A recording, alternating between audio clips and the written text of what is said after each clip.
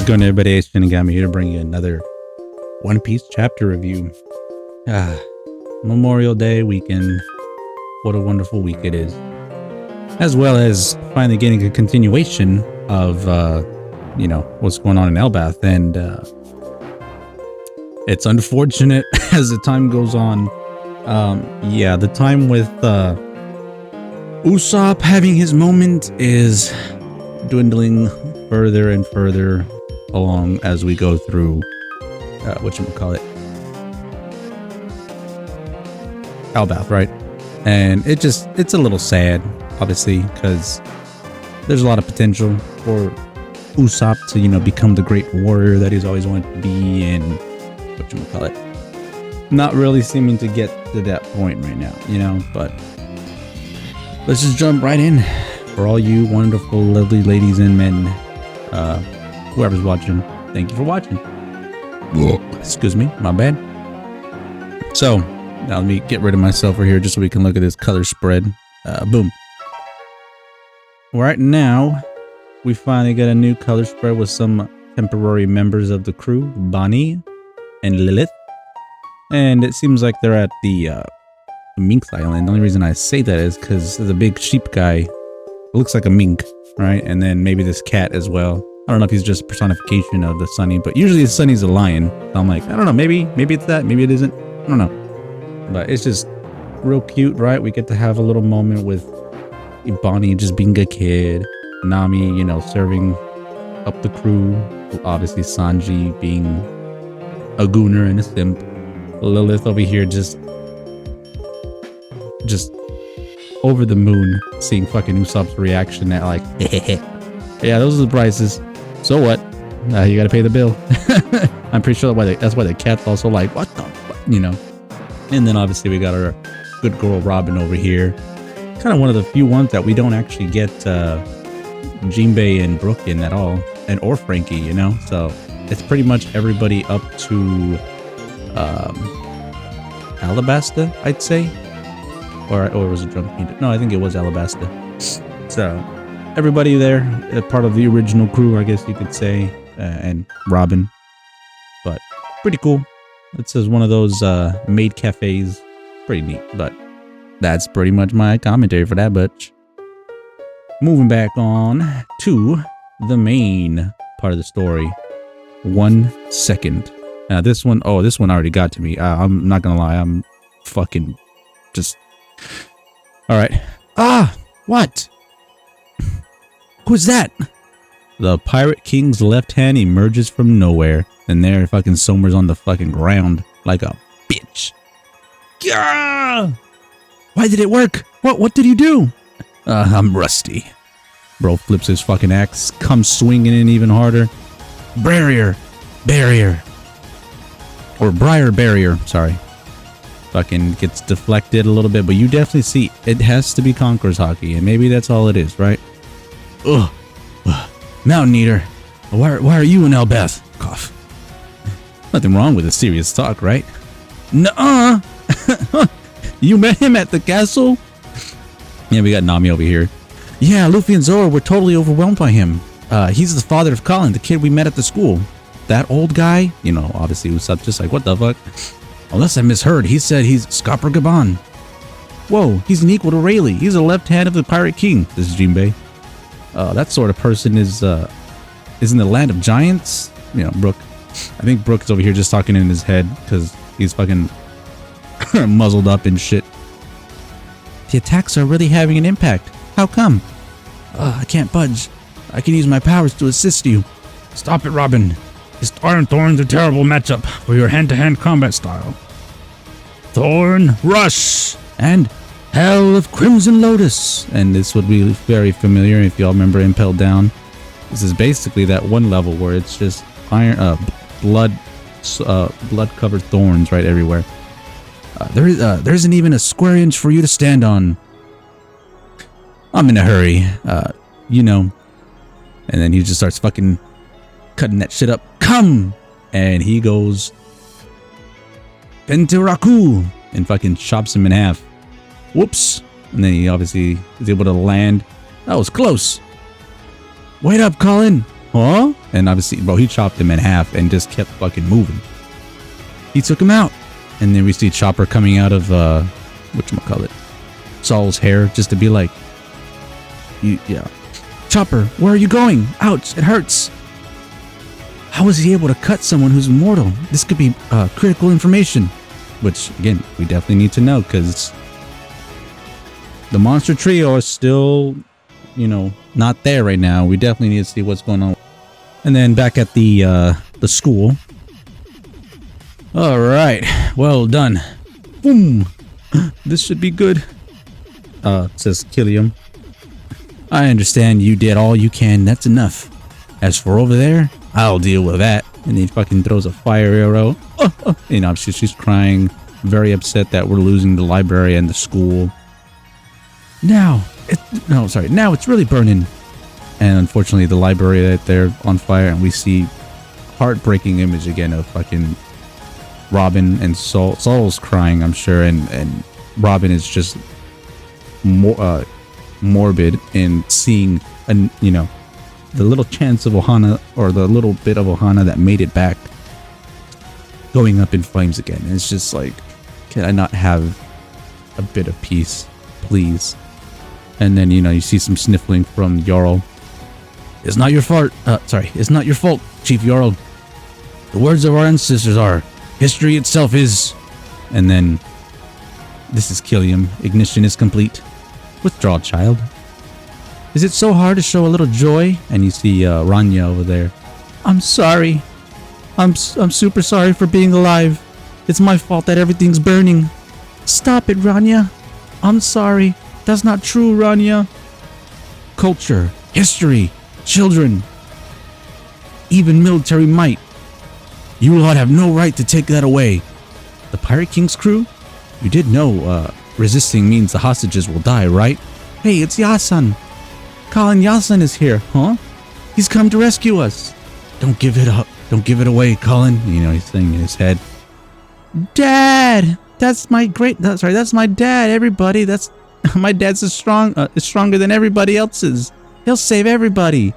Hooray! And then you see him glaring like, oh shit. And bro is rushing, and unfortunately just before he's able to make a hit, Gunko dodges with her arrows. If you insist. Sorry, he says, get off me. Off you if you insist. Challenging me means only one thing. This is my last chance. If I act now, the fires can be put out, the kids can be rescued, and Elbaph will be saved. It'll have to be done in an instant. Colin, just give me 1 second. Hold on. You're a strong kid. And bro is, I'm sure, in just such desperation. Got it, Dad. I'm a warrior. Please defeat her. Just bear with the wounds for now. I'll save you. A life taken cannot be returned, Colin. And then we see a little bit of a flashback when he was born. He's our child, yeah, son? He's such a big cutie. Thank you for giving him life, Ripley. This is a treasure of a lifetime. And again, the other symbolism of like treasure isn't always gold and riches and treasure. It's something like love. It's something that people can cherish. Sometimes it's a place. It's the people, right? And obviously for Scupper Gabon, after all the stuff that he's been through, his son is his greatest treasure. And Colin, please be okay. And you see her starting to stab him in the neck. If I can't stop her, this tragedy will worsen. And then we see him. Oh, he's seeing a bad future where he gets fucking impaled, and it's like, I can't take it. Colin, please stop. I give up. And then you see Gunko there just, I'm sorry, Elbaph. Such a weak being. And then fucking boom, triple arrow. I'm sorry, Colin. It must really hurt bad. I'm sorry. Huh? Ugh, man, this is so sad. Dad! Daddy! And then we see Chopper there running just shortly behind them. Ooh, Daddy! Yasan! Daddy? There. Father, what is this memory? Yo! You see, my dream is to be a pirate. And then all of a sudden, oh man, this is where it starts getting fucking crazy. Oh, let me zoom in a little bit. Might get a little pop up. Nope. Nope. You ain't doing that. Sorry, bud. They really do look alike. We've got to think of an escape plan. Oh, my apologies, Brooke. And she says in her head, is that you, Brooke? And then all of a sudden, bing! So, for a fucking split moment, Gunko has a break in the whole facade of being a god's knight, of being a holy warrior, right? And then, if you can tell, sorry, I'm in the way. If you can tell, right above me right there, she gets possessed. What is that all, what is with all this commotion? And then you see Killian. Great Imu. The Holy Land is currently in sea of flames. What is this? What is this person? Her face got all scary. Thou seems to require additional military force. Mu will show thee the dominion of God. And her eyes are not different anymore. Now they're the fucking same. Like God's advent. Ooh. Oh my days. All I can say, reading this chapter got me so hyped because a lot of speculation, and obviously, you know, we've heard some stuff from Oda, if y'all seen any of the theory drama, right? But people were very much I still think Gunko is actually good. She's just been possessed. Because if you look at let me get back. No, it's fine. I'll show an image later. But I'll put it up right here. You can see as she remembers her father, which seemingly is Brooke, right? Her eyes, basically, the possession withdraws itself, right? She's able to break through. And for a split second, and obviously she realizes, yo, my dad's here. She goes on trying to rush to him, probably to be like, let me get all this stuff off of you. And then Imu comes in and possesses her. It's just like, oh no. And this could be, you know, a second Sabaody archipelago arc incident where, unfortunately, because of how ill-matched the Straw Hats are right now, where they're not able to really deal with the problem. Yeah, it's worse than we thought, right? Like, as much as all of us would definitely like to believe that Zoro, Sanji, and Luffy, obviously, would be able to actually stop these guys, Scopper Bond's having a little bit of trouble, and kind of like the same situation happened with Rayleigh, right, where he was able to stop Kizaru, and we got to see, hey, this guy's able to go toe to toe, but at the same time, he's rusty, he's old, he's tired, his strength isn't as strong as he used to. It's still scary, but not on the same level. Someone that's kind of in their prime, right? And seeing this play out the way that it is, and yes, we do see that Scopper Gobon's falling to the underworld portion of Elbaph, so this might start the wake-up call for Zoro, Sanji, and Luffy and all them to get off their ass and start moving and all that, but we're about to have Imu show up. And if not show up, he's going to use Gunko as a kind of satellite, right? Kind of like what Vegapunk has been doing and what he did. And he's going to use Gunko as kind of like a median to be able to use his powers through her. I think that's what makes the most sense, because a lot of people were speculating, why is one eye different than the other, right? And maybe one was gifted to by Imu, and that's why one eye is, we'll say, red, the other one's blue. And for that little moment that she had where she realized that her dad is here, you know, she attacked him, she trapped him up and all that stuff, and there was probably a reason why, you know, while she was possessed still, you know, she didn't let Brooke talk too much, because maybe Brooke would have been able to recognize, like, oh, you know, who are you and this and that, and like start piecing together, like, oh, you're my daughter, like, what's going on, what happened? And the fact that Brooke actually recognized that they were the God's Knights, another key factor to put into, you know, the little theory hat of, was Brooke part of the Holy Knights? Was he part of Marie Joie at some point? Because we really don't know too much about Brook other than his time that he had spent with his pirate crew, where, you know, he's the musician, they were traveling, and then unfortunately they got stuck in the oh my god, I'm forgetting the name right now, but obviously the Bermuda Triangle equivalent, right? And yeah, we're starting to see maybe there was something even greater and crazier with Brook. And again, you know, he's a really good swordsman. Where'd that come from? Because obviously he was a musician. Maybe this is where his skills came into play, where he was a God's Knight at one point, or maybe the possibility that he was gonna be a God's Knight. I don't know if there's like a tier below that, but that image of Brook with his little daughter, it has to connect in some way or form or fashion of the connections he has towards Marie Joie, right? And it's not like we haven't seen, you know, people from Marie Joie leave, and some of them have been, you know, turned good. Like we had with Shirihoshi's mom, right? The you know, I'm blanking on the name right now, but the guy that ended up, you know, saving the Fishman Island and all that stuff and getting the Celestials off their ass, you know. And then you have Doflamingo's brother Corazon, who was a celestial dragon, but he was not evil and as vindictive or just merciless as his brother, right? Corazon was actually a very kind soul.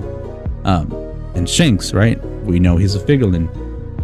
Is it just because he wasn't raised in Marie Joie that, you know, he's nice, or did he have a choice, right? That he had gone back up to Marie Joie, had a talk, and was just like, nope, I reject this, you know? Like, don't really know.